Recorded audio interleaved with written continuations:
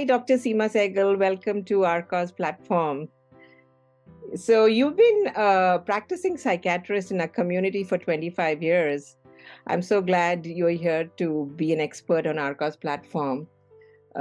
Welcome. Tell me a little bit about you. Thanks, Rupali. It is so exciting. I feel privileged to be part of this movement that I see you starting. I have been a practicing psychiatrist in Fremont for over 25 years and have had a really wide and varied experience in psychiatry. From my time working for Alameda County, where I saw the really extreme ends of the mental health spectrum with diseases like schizophrenia, severe bipolar disorder, all the way now to a lot of depression and anxiety and the aftermath of the pandemic that we are hopefully here to speak about a little bit today. Yeah. So, you talked about what are the things that have changed recently. Let's talk about one issue that we have heard a lot of people talk about: social anxiety. We've seen a rise of it in the last few years. First of all, can you tell us what social anxiety really is? Sure. How people think, behave, and feel in social situation varies, right, from person to person, because our behaviors are influenced so much by our own wiring, our upbringing, our parenting styles, our own childhood experiences. So all of us have a certain degree of anxiety when we are faced, in novel situations by, say, the need to public speak during interviews or meeting people for the first time. There are people who are traditionally shy. Now, social anxiety is a specific disorder where people's anxiety starts to really escalate even through everyday interactions, causing them severe embarrassment, self consciousness. They have a fear of being scrutinized, of being humiliated. They fear being criticized by people they are around. And so it leads to a real impact on their functioning. And this piece about functioning is what separates what could be just shyness or mild anxiety in someone from a disorder that requires treatment, because people with social anxiety disorder start to have an impact on their relationships, on their work relationships, their ability to interview, to speak up in projects, presentations. It starts to impact their peer relationships. And in order to avoid the embarrassment and fear and humiliation, they start to isolate. So their world starts to really shrink.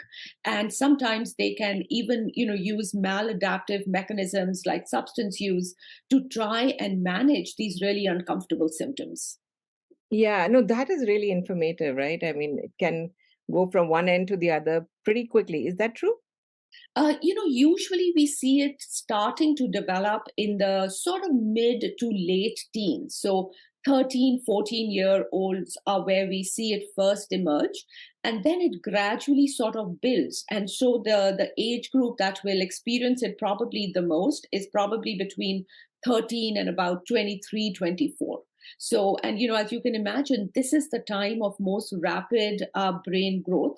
And so all experiences they have, whether it is their outside experiences, how they're perceived by the world, what is their own worldview, all begin to really have lasting impressions, and they can take these forward into life. Yeah. So when is it that, like you said, like social anxiety, when is it the right time to visit a professional? Like when do you get professional? What are the symptoms that you decide that, okay, now this is the next step that we have to seek professional help? Right. So this is an interesting and important question, because remember, when it first starts, it's happening to a child, right? And so the child has really no way of knowing that this is something that is unusual, that it's even a disorder or something that requires professional help. And parents, if they are not educated about signs and symptoms to look out for, could easily miss it.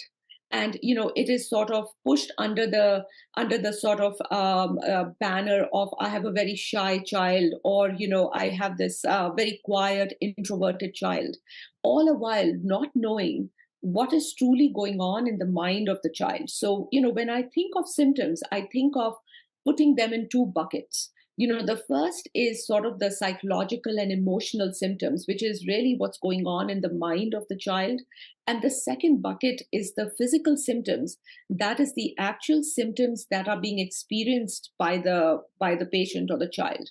So under the psychological symptoms, you basically have thoughts, right? There is the fear of being humiliated, the fear that people are, going to laugh at you, that you're going to be bullied, or you're not going to be accepted, or you're being judged by people.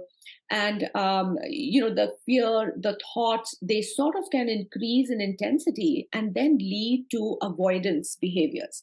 So avoidance, where you refuse to be out with friends, you start to isolate. There's fear in simple activities like going and talking to a bank teller, to a checkout person at the grocery store. There's difficulty making eye contact.